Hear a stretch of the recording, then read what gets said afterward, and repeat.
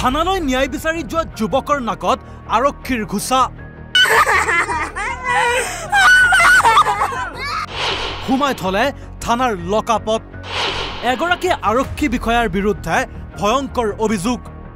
উলিয়াই দি মোক নাকে মুখে ঘুচে এইটো তেজ মোৰ নাকতো চাওক তেজ ওলাই আছে আইছি বালাপাৰা আউটপোষ্টৰ আহিছে নামটো মই পাহৰি গ'লোঁ তেখেতে কমল কলিতা নাম তেখেতে মোক এনেকৈ মাৰিলে মাৰি কেনে লাষ্টত মই এজন সামাজিক ল'ৰা সকলোৱে চিনি পায় বালাপাৰা বজাৰখন মোক সকলোৱে জানে মই লাষ্টত মোক লকআপত পৰ্যন্ত সোমাই দিলে হয় শান্তি ৰক্ষাৰ শপত খাই খাকি পোছাক পিন্ধা একাংশ আৰক্ষীৰ বাবে সাধাৰণ জনতাই অশান্তিত ভুগিবলগীয়া হৈছে নেকি অভিযোগ অনুসৰি এগৰাকী অংগনবাড়ী কৰ্মীক ৰাজপথত 3 ব্যক্তিয়ে প্ৰহাৰ কৰিছিল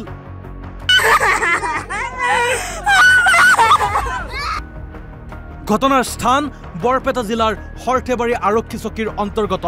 কাৱৈমাৰী 11 নং ব্লকত ভুক্তভোগী মহিলাগৰাকীয়ে বৰপেটাৰ বালাপাৰা আৰক্ষী চকীত দাখিল কৰিছিল এজাহাৰ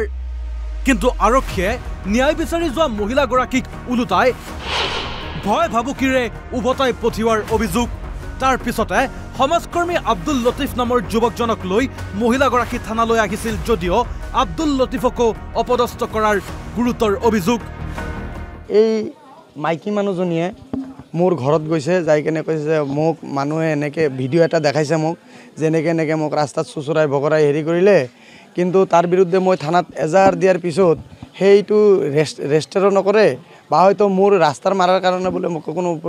কেছ নহয় হেৰি নহয় এই দাবী ধমকি দি মোক হেৰি কৰিছে মোৰ ল'ৰা নাই মই খালি ছোৱালী তুমি মোক অলপ হেল্প কৰি দিয়া তুমি আগতে সামাজিক কামৰ লগত জড়িত আছিলে অলপমান ছাৰক কৈ বুজাই মেলি যদি মোক অলপ হেল্প কৰা মই সুখী হ'ম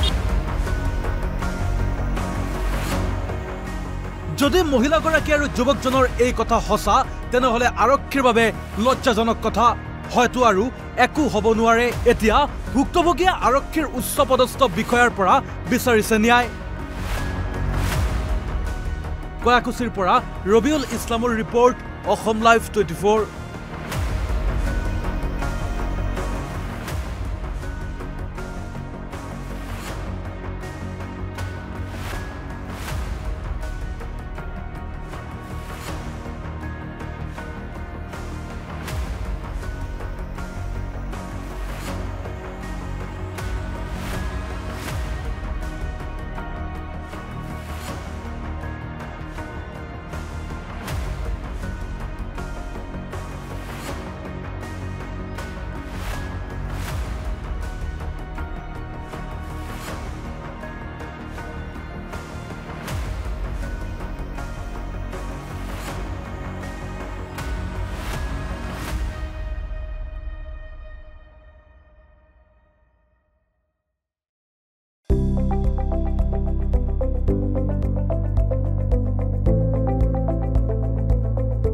NB News, সহজ সৰল ভাষাত নৱভাৰতৰ কথা।